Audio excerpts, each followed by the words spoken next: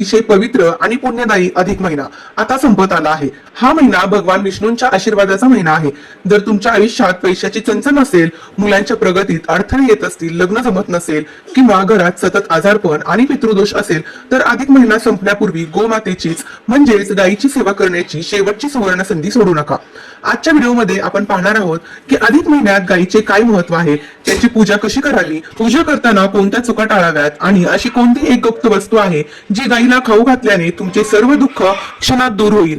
Video शेवटपर्यंत नक्की पहा, कारण अर्धवट ज्ञान नेहमी घातक ठरत असते। व्हिडिओ जर आवडला तर चॅनलला लाईक, शेअर आणि सबस्क्राईब करायला विसरू नका। आपल्या सनातन धर्मात गायीला केवळ एक प्राणी मानले जात नाही, तर ती गोमाता आहे। आपल्या शास्त्रानुसार गायीच्या शरीरामध्ये 33 कोटी देवी देवतांचा वास असतो। अधिक महिना हा पुरुषोत्तम महिना म्हणून ओळखला जातो। या महिन्यात केलेल्या कोणत्याही दानाचे आणि सेवेचे फळ इतर महिन्यांच्या तुलनेत 10 पट जास्त मिळते। जेव्हा आपण अधिक महिन्यात गायीची सेवा करतो तेव्हा एकाच वेळी 33 कोटी देवी देवतांचा आणि थेट भगवान श्रीकृष्णाचा आशीर्वाद आपल्याला मिळतो। ज्या घरात गोमातेची सेवा होते तिथे गरिबी कधीच टिकत नाही। अधिक महिन्यात गायीची सेवा केल्याने घरामध्ये सकारात्मक ऊर्जा येते। पूजा करण्याची सोपी पद्धत खालीलप्रमाणे। सर्वात आधी गोमातेच्या पायावर थोडे स्वच्छ पाणी किंवा गंगाजल अर्पण करा। गायीच्या कपाळावर हळद, कुंकू किंवा चंदनाचा टिळा लावा। गोमातेला अक्षदा आणि एखादे फूल अर्पण करा। शक्य असल्यास गायीला 1 किंवा 3 प्रदक्षिणा घालाव्यात आणि तिच्या पाठीवरून हात फिरवावा। शास्त्रानुसार गायीच्या पाठीवर सूर्याची नाडी असते, तिथून हात फिरवल्याने घरातील आजारपण दूर होते। शेवटी गोमातेच्या चरणांना स्पर्श करून आपल्या मनातील इच्छा सांगावी। बऱ्याचदा आपण नकळत काही चुका करतो ज्यामुळे पुण्याऐवजी दोष लागतो। म्हणूनच गायीची सेवा करताना या गोष्टी नेहमी लक्षात ठेवा। चुकीचा अन्न पदार्थ देऊ नका। गायीला कधीही शिळी अन्न, उरलेले खरकट किंवा प्लास्टिकच्या पिशवीत बांधून अन्न देऊ नका। घराबाहेर गाय आल्यास तिला मारून किंवा ओरडून हाकलून लावू नका। अधिक महिन्यात दारात आलेली गाय म्हणजे लक्ष्मीचे रूप असते। जर तुम्ही गायीला काही खायला घालत असाल तर ते स्वच्छ आणि ताजे असावे। आता वळू या व्हिडिओच्या मुख्य भागाकडे। अधिक महिना संपण्यापूर्वी गायीला ही एक वस्तू नक्की खाऊ घाला। ही वस्तू म्हणजे काय आहे ते आपण बघणार आहोत। बघा, या उपायामुळे काय होणार आहे तर तुमच्या मुलाचे अभ्यासात लक्ष नसेल, नोकरीमध्ये अडथळे येत असतील तर गाय संबंधातील हे उपाय केल्यामुळे तुमच्या मुलांचे बुध आणि गुरुग्रह बलवान होतो। त्यामुळे त्यांची बुद्धी तीव्र होते आणि करिअर मधल्या सर्व अडचणी दूर होतात। त्याचबरोबर घरात पितृदोष असेल तर पुरुषांची प्रगती थांबते आणि कटकटी वाढतात। अधिक महिन्यात हा उपाय केल्यामुळे पूर्वज आणि आपले पितृ तृप्त होतात, त्यांचा आशीर्वाद मिळतो। पितृदोष नेहमीसाठी नष्ट होत असतो। ज्या तरुण तरुणींच्या लग्नात सतत अडचणी येत आहेत, वय वाढत आहे, त्यांनी अधिक महिना संपण्यापूर्वी गायीला जर हा उपाय तुम्ही गायीपाशी केला तर काय होणार आहे, यामुळे तुमचे विवाहाचे अत्यंत योग जुळून येणार आहेत। त्याचबरोबर गुरुग्रह देखील मजबूत होणार आहे। जर तुमच्यावर कर्ज झाले असेल किंवा पैसा टिकत नसेल तर गायीला हा उपाय केल्यामुळे माता लक्ष्मी प्रसन्न होणार आहे। घरात धनाचं आगमन सुरू होते, गरिबी जी आहे ती कायमची संपून जाते। तर असा हा उपाय आपल्याला करायचा आहे। आता हा उपाय कसा करायचा ते आपण बघूया। या उपायासाठी तुम्हाला काय करायचं आहे, तुम्ही कोणत्याही दिवशी हा उपाय करू शकता, पण जर तुम्हाला शक्य झालं तर आवर्जून तुम्ही गुरुवारी हा उपाय करा।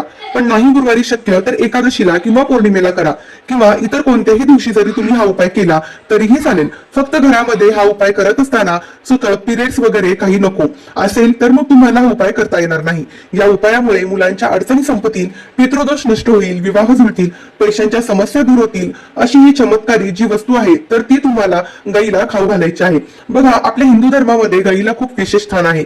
गायीमध्ये 33 कोटी देवी देवता असतात आणि या अधिक मासामध्ये 33 कोटी देवी देवतांची पूजा केली जाते। आणि 33 वाणाला किती महत्व असते सर्वांनाच माहिती आहे की या 33 अंकामध्ये सर्व प्रकारचे पदार्थ जे आहेत ते दान केले जातात। तर बघा, तुम्ही खूप कष्ट करताय, मेहनत करताय, पण तरीही तुमच्या कष्टाचा, मेहनतीचं फळ तुम्हाला मिळत नसेल, घरामध्ये आलेला पैसा हा घरामध्ये टिकत नसेल, सतत तो कुठे ना कुठे खर्च होऊन जात असेल, त्याचबरोबर सतत घरामध्ये भांडण, कटकट, वादविवाद होत असतील, केलेल्या कष्टाचं जे फळ आहे तर ते आपल्याला मिळत नसेल, आपण खूप कष्ट करतो, मेहनत करतो, पण तरीही त्या प्रमाणामध्ये आपल्याला यश मिळत नाही, अशा ज्या काही आपल्या अनेक समस्या असतात ना, तर त्या सर्व समस्यासाठी हा एक छोटासा उपाय तुम्हाला करायचा आहे।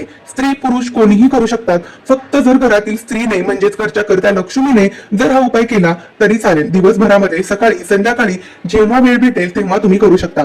आता काय करायचंय, सर्वात प्रथम ज्या दिवशी तुम्ही गायीच्या समोर हा उपाय करणार आहात तर त्या दिवशी स्वच्छ आंघोळ करायची आहे। आंघोळीच्या पाण्यामध्ये छान हळद टाकून आंघोळ करायची आहे।